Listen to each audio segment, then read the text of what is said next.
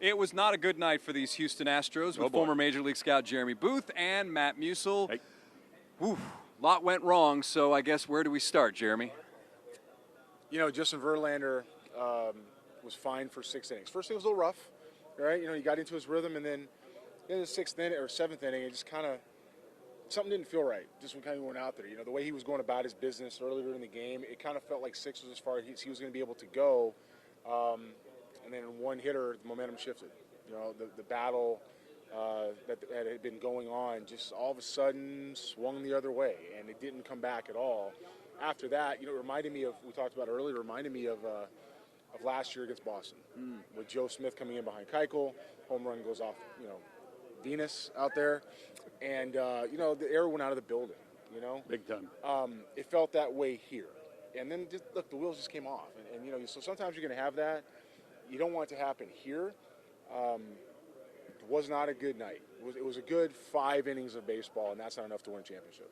Here's the thing that got me early on. It looked like this team was pressing. When Jose Altuve gets a double, he's trying to steal third, and oh my goodness, the Bregman home run would have made it 3 runs instead of 2 runs. Before the game, had someone told me Altuve's going to get 3 hits, Brantley's going to get 2, Bregman's going to hit a home run, and you know, and JV's going to give up 2 runs in 6 innings. He's going to. Hey, it's all good. We just heard A.J. Hinch. We were sitting in there, Jason and I, listening to the manager. And A.J. said, look, I'm not going to chalk this up as a horrendous game. I'm going to chalk it up as 3 bad innings. And let's face it, the Nats have outplayed us. We've got to do something about it. The Nationals have outplayed them. And to think that when you look at that box score, that line score, Justin Verlander now has a 1-3 next to his name for his record. Now you've got 2 pitchers, Cole and Verlander, who have lost back-to-back games for the first time since 2018, apparently. Jeremy, from a clubhouse perspective, what does that do to the mindset of those guys in that Astros clubhouse? Well, you know, what it is you're halfway away from losing the World Series. That's what it is. You're not all the way there. You're not 75% of the way there. You're halfway away. A lot of baseball to be played. You know, we talked about this a week ago. I thought it was 7. I think both you guys said 6. I mean, the series is nowhere near over. But it can't feel good to go down 2-0 in your ballpark. You just gave home field advantage away. You now have to go to Washington and you have to win 2 to come back and win 2 more here. You've got 5 games left to win 4, which means if you're not playing good baseball right now, it's a bad time. It doesn't matter if you won 107 games in the regular season. It doesn't matter if you won 314 games in the regular season. What matters is that you're in the World Series and you have to play good baseball right now. So whatever's going on, they got an off day tomorrow. You're going to shake that out. I agree with AJ, and I would call it 5 innings of baseball that was good and 4 that were not. But they have to let it go. Got to let it go and go do this again in Washington with a fan base that's going to do the Baby Shark, right? Darn right. I love that song. I can't wait. They're going to be Baby Shark and right, and they're going to be excited, and they've never been there before. And you think this was loud in here with people who have been there, done that? Wait till you see that energy there. So the Astros are going to have to go get it together with another East Coast fan base. It's a little bit different than New York. The trade deadline deal. Remember, when the Astros make the deal for Zack Greinke, a lot of people were saying, oh, that locks up a World Series berth, no doubt. Well, we're going to find out. Zach goes in Game 3. What did you say? He'd probably go in Game 7? He'd have to go in Game 7 if we get back. So, I mean, basically the season comes down to it was trading for Zack Greinke and making that move halfway better than not signing who left. Yeah. That's what it's going to come down to. And look, after the ALDS, we all sat here, we did another one of these right here, and we said it wasn't just about winning the World Series or getting the World Series, it was about how they got there. This club has to be judged on how they got there. Every time you win, the city, your fan base, your players expect to do that again. The standard is raised, right? So while winning the World Series is incredibly difficult, and no one can do it every year, it's impossible, you're going to find out if they made the right decision. Because they won a World Series, who cares? Who cares? Exactly. Doesn't care what prospects you gave up. Doesn't care if Charlie Morton was here or not. But the Greinke now has to win 2 of your next 5 games. So that trade you made halfway, we're going to find out right now. Dave Martinez was criticized a little bit the way he played last night, like Game 7. This guy was desperate. Well, Okay, it worked Starting to out pay for him. off. Here's the thing. If the Astros win game 1, which I thought they had plenty of chances to win that thing, it was kind of like watching a Texans game. It was kind of like watching the Texans against Colts. They had so many opportunities, and they didn't cash in. If they win game 1 and they get blown out in game 2, no big deal. It's even. But they're down 0-2, and that's got everyone's attention. Now, I do agree with A.J. Hinch when he said, I don't think the Nationals are over there in their clubhouse planning the parade. And they're not. Yeah, but they they're got to right. feel very confident going home. Well, you're going home, and you got 5 now to win 2. Yeah. You got 5 to win 2, and so you got to feel good. And you're going back to a city that hasn't been there yet. That's what waited since the Senators, right? To get back to the city itself has waited a long time, and even down the road, Baltimore hasn't been back in a while. So you've got a base that is really hungry, who's going to be there to cheer them on. So they're not planning that at all. But they have an answer for everything, and they're here. And if you're the Astros, you now have to find your answers. You have got to find your answers, because if you go into Nationals Park and you lose game 3, it's a different conversation. Yeah. Now you can't do that. You need to go win game 3, fight your tail off for game 4, and let's let Garrett Cole come back, and he won't do that again. He won't lose 2 starts in a row or have 3 bad starts, because New York, by his standards, wasn't a good start, even though they won.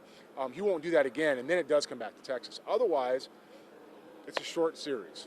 The national narrative, going in was, well, the Nationals have had a long layoff. They've never been here before. It's really going to hurt them. The odds are stacked against them. You've got the most heavily favored team in perhaps World Series history on the field. But from a national perspective, they're getting a lot of love. I mean, you guys, they have like Anthony Rendon, and guy makes everything look easy.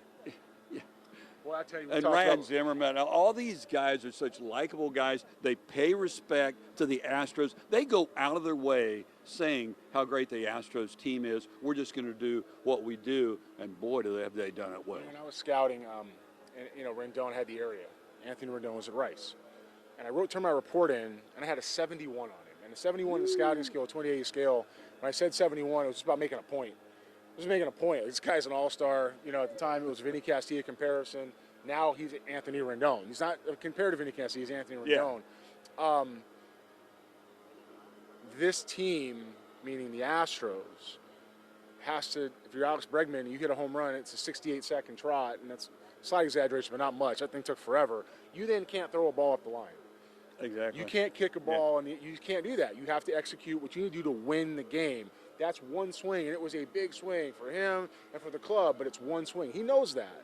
Yeah, it's like Springer the other night, who was not dogging it. No, wasn't he dogging wasn't. it. There's a lot of. He was watching it, but he wasn't dogging. A little bit, but he said it's something that showed me some intelligence. He said, if I go too hard, I outrun the guy at second, and I can't get back, right? So I have to make sure that I'm watching the guy ahead of me. You still have to play that type of executing baseball. Sometimes it's going to go your way, sometimes it's not, but you can't make careless mistakes. Yep. If this team makes any more careless mistakes, the series is over. I'm watching the game thinking, when I go back to Jose made the base running error and the first, I'm thinking they're playing like it's May. Yeah. They're Well, taking they'll chances.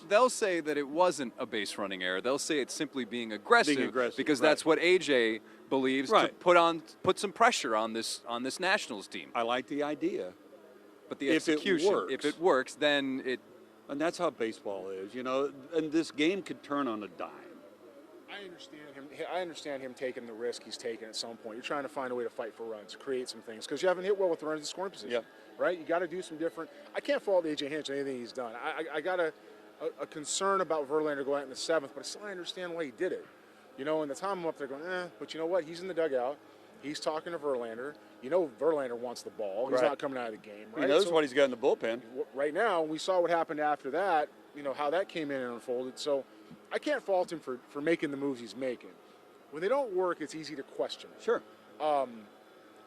I question sometimes how some decisions are made here. Let me say that a different way. I question a lot how some decisions are made here.